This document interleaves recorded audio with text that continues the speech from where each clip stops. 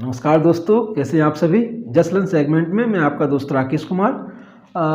हम आज बात करेंगे जो पिछले 2 वीडियो थे उनका सब्सिक्वेंट में तीसरा वीडियो ला रहे हैं, जिसमें गुप्तकालीन मंदिर और उसके बाद के जो शासनकाल यहाँ पे रहे मध्य प्रदेश में, तो उनके संदर्भ में तथ्यात्मक बात इस वीडियो में हम करेंगे। आप हमारे पिछले 2 वीडियो देख सकते हैं, उसकी लिंक हम डिस्क्रिप्शन बॉक्स में आपको दे देंगे। तो चलिए शुरू करते हैं। आज हम बात कर रहे हैं गुप्तकालीन मंदिर से। गुप्तकालीन मंदिर मध्य प्रदेश में कहाँ कहाँ पर वो मंदिर मिले, तो इसमें से हम देखते हैं कि हमने एक चार्ट टाइप का बनाया हुआ है कि मंदिर, स्थल और देव, किस देवता के लिए वो मंदिर समर्पित हैं। तो सबसे पहले हम तिगवा, जो कि आपका जबलपुर में आता है, विष्णु मंदिर है, ये विष्णु भगवान के लिए समर्पित है। इसी प्रकार से एरण आपका सागर जिले में है और यह मंदिर जो है आपका विष्णु भगवान के लिए समर्पित है।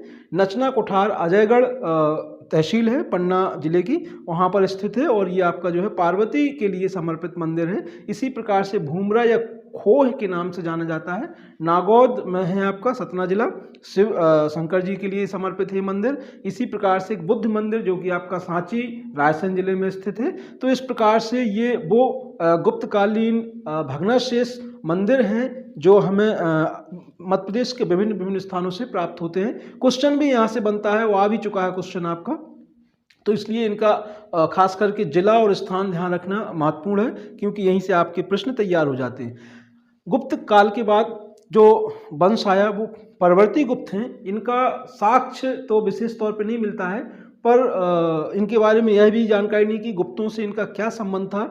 इसके बावजूद भी बाणभट्ट द्वारा रचित हर्षचरित में कुछ इसके साक्ष्य प्राप्त होते हैं। इस वंश के जो शासक हुए उसमें आपका कृष्णगुप्त, हर्षगुप्त, जीवितागुप्त, कुमारगुप्त, दामोदर गुप्त, महासेन गुप्त आदि ये महत्वपूर्ण शासक थे इस वंश के। और इस वंश में एक लास्ट में आदित्य सेन भी शासक हुआ।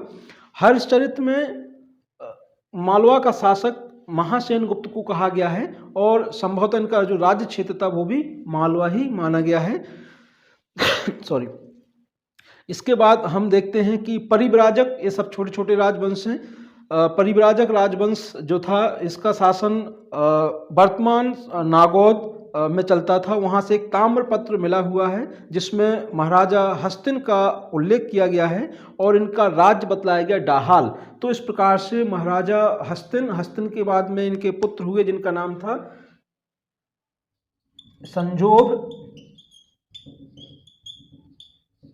संजोग इनके पुत्र हुए। तो इन दोनों का उल्लेख आपका जो है मिलता है। इस वंश की वंशावली हमें बैतूल में एक साक्ष्य मिलता है, वहाँ से इस वंश की वंशावली प्राप्त होती है। तो इस प्रकार से हम देखते हैं परिव्राजक प्राचीनतम वंश है ये। इसी प्रकार से हम जब परिव्राजक की बात करते हैं तो यहीं पर एक वंश और परिव्राजक के समकालीन, जिसका नाम है उच्छकल्प वंश। उच्छकल्प वंश की जब हम बात करते हैं तो यह वंश आपका, इसकी जो राजधानी है वो वर्तमान में सतना जिले के अंदर उचेहरा कहलाती है। सतना जिला, यहाँ पर इसकी राजधानी है और उल्लेख भी यहीं से प्राप्त होता है। इस वंश के कुछ शासक प्राप्त हुए हैं, जिसमें से सबसे महत्वपूर्ण ओददेव, जिसे प्रथम शासक कहा गया है। शासक जो है आपका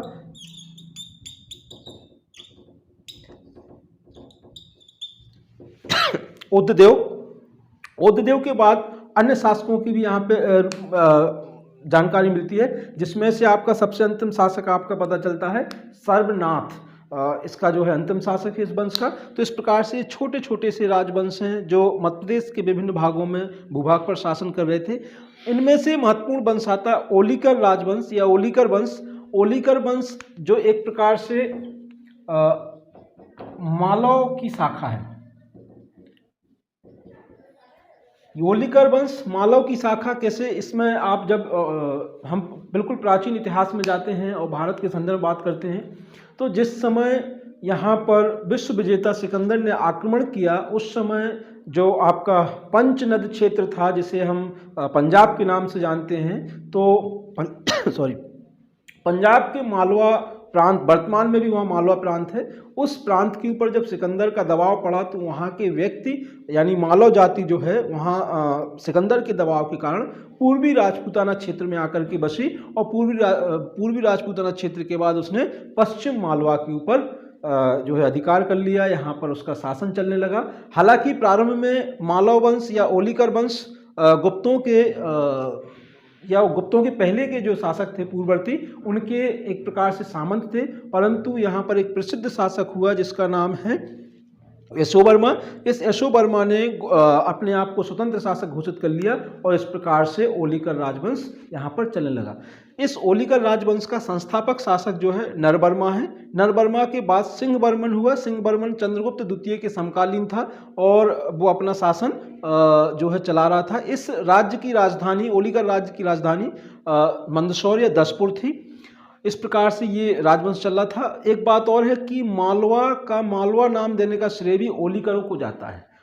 चूंकि मालव लोग यहाँ पर बसे तो उन्हीं के नाम पर इस क्षेत्र का नाम मालवा पड़ गया। इस प्रकार से मालवा के संदर्भ में ये महत्वपूर्ण तथ्य हो जाता है।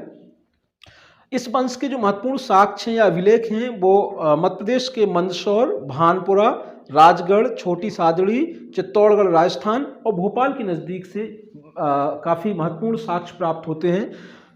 मंदसौर अभिलेख या जो आपका दसपुर अभिलेख कहलाता है, इस मंदसौर अभिलेख में रेशम काटने वालों की एक श्रेणी का उल्लेख किया गया है जिसे एक गिल्ड कहा जाता है। ये पिछली पीएससी में ही क्वेश्चन आया हुआ है। मध्य प्रदेश पीएससी प्रीलिम्स में क्वेश्चन पूछा गया, तो ये मंदसौर अभिलेख में इस बात का उल्लेख किया गया है।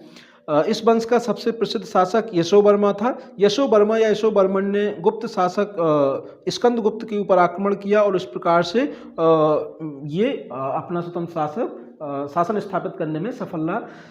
यशोवर्मा ने जब हूण शासक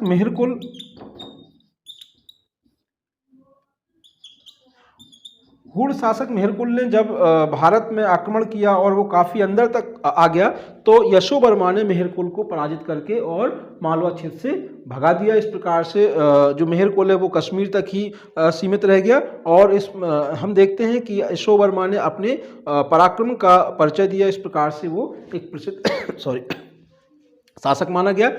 यशोवर्मा के बाद ओलिकर वंश का खास कोई इतिहास नहीं प्राप्त होता है। इसके वंश के बाद में संभवतः परवर्ती शासकों के ये जो है सामंत बन के रह गए। इस प्रकार से इस राजवंश का अंत सा हो गया।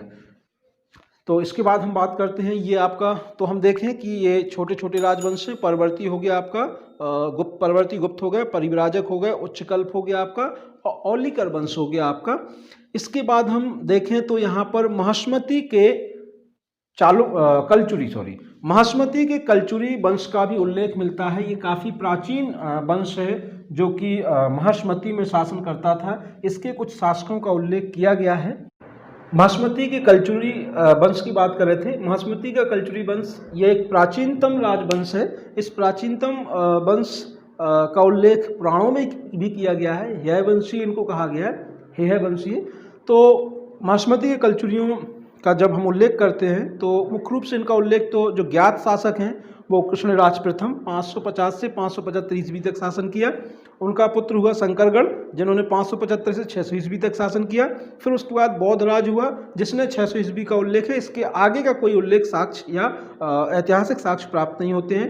परंतु एक बात का यहाँ पे पता चलता है कि संभवतः 248 ईस्वी में कलचुरी संवत प्रारंभ हुई थी जो लगभग 1000 ईस्वी तक चलती रही है। इसके बाद कलचुरी संवत का भी कोई उल्लेख नहीं मिल रहा, न कहीं इसकी उपयोगिता की जानकारी मिलती है।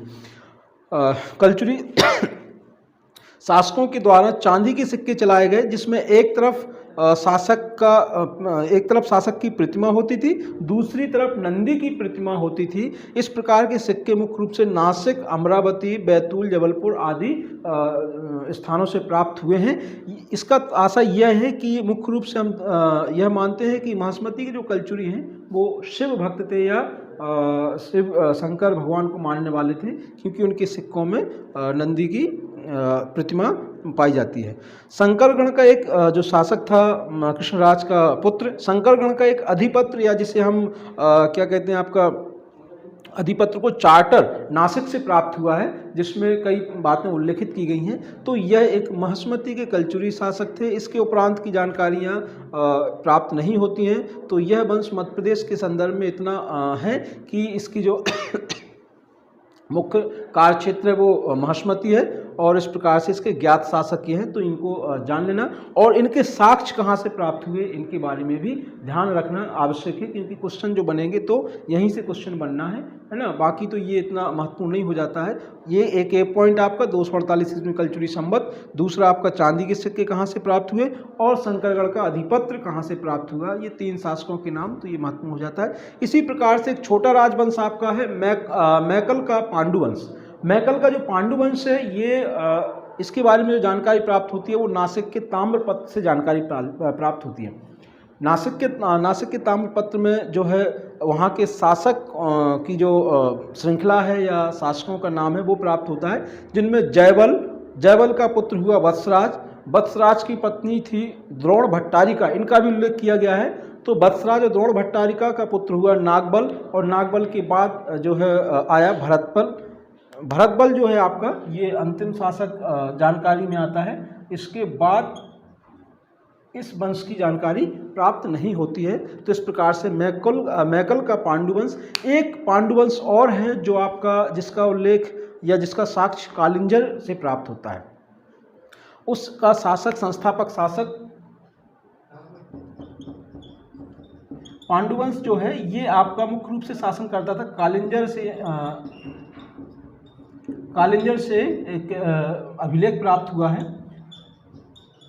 कालिंजर के अभिलेख से जानकारी मिलती है कि यह पांडुवंश वर्तमान उत्तर प्रदेश और उससे लगे हुए मध्य प्रदेश के ऊपर शासन करता था। इसका संस्थापक शासक था उदयन। इस पांडुवंश का संस्थापक शासक उदयन का उल्लेख प्राप्त होता है। इस प्रकार से एक छोटा सा राजवंश ये भी था। तो ये मध्य प्रदेश के संदर्भ में प्राचीन जो राजवंश है हम उनकी बात कर रहे हैं, उनकी बात कर चुके हैं।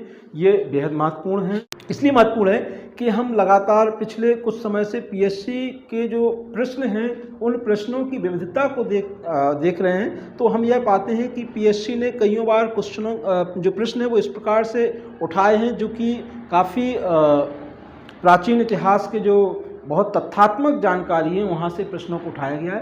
तो ये आवश्यक हो जाता है कि हम इस प्रकार से संपूर्ण तौर पे अपनी स्टडी या अपने अध्ययन को करें ताकि भी प्रश्न हमसे बचने ना पाए।